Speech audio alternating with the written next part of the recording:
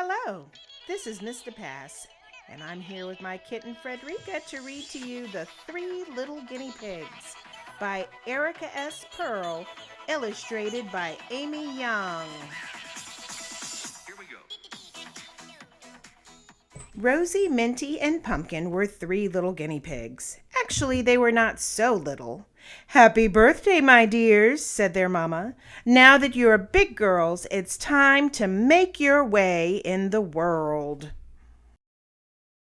So the sisters set off. Excitedly, they popcorned down the road until Rosie suddenly froze.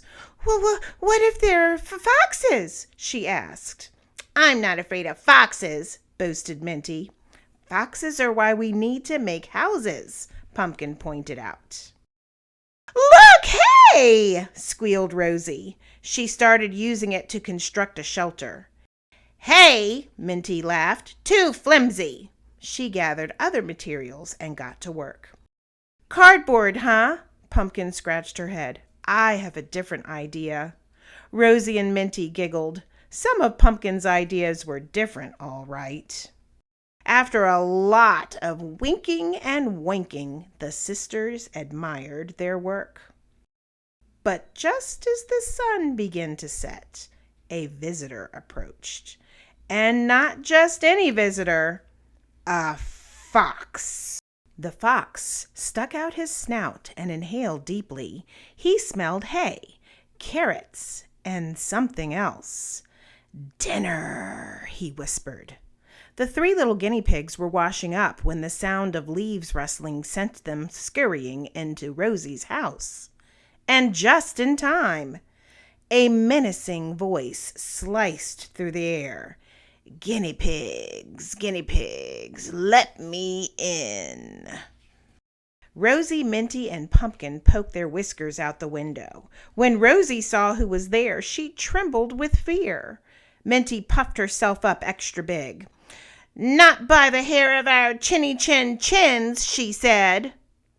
The fox laughed. Dinner that talked back? That was a first. "Then I'll huff, and I'll puff, and I'll blow your house in," he threatened. That was all Rosie needed to hear. "Follow me," she squealed to her sisters.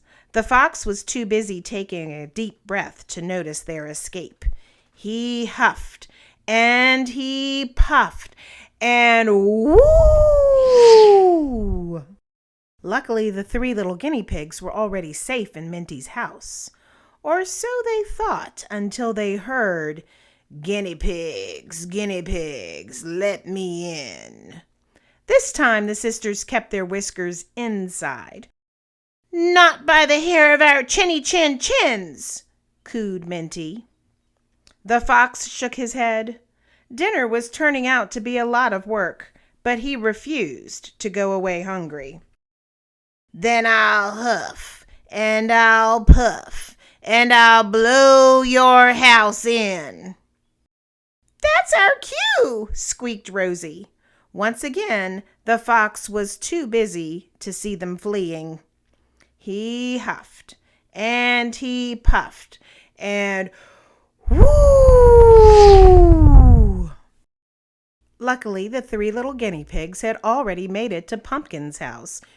"We're doomed!" squealed Rosie. Minty chattered her teeth angrily. "He's just a big bully. We can take him," she insisted. Pumpkin looked around quickly. "What we need is a plan," she said quietly. Just then, they heard a familiar voice. Guinea pigs, let me in." "Not by the hair of our chins," purred Minty. "Then I'll huff, and I'll puff, and I'll—" "Fine! You win!" shouted Pumpkin. "You can eat us," continued Pumpkin, winking at her sisters. "I recommend starting with our tails." "Your tails?" asked the fox. "Yes," said Pumpkin. "Our tails are the most delicious part." "Now that's more like it," thought the fox, beginning to drool. When the fox saw the three little tails lined up, he opened wide. "Oh, whoa, no!" yelped the fox. He ran away. Whoa! The sisters danced around, shaking their fluffy bottoms with pride. For you see, guinea pigs have no tails. "Three cheers for Pumpkin!" wheeked Rosie and Minty. "She outfoxed the fox!" The sisters worked together to renovate Pumpkin's house, making it big enough for all three of them. And the fox never bothered the three little guinea pigs again. The end.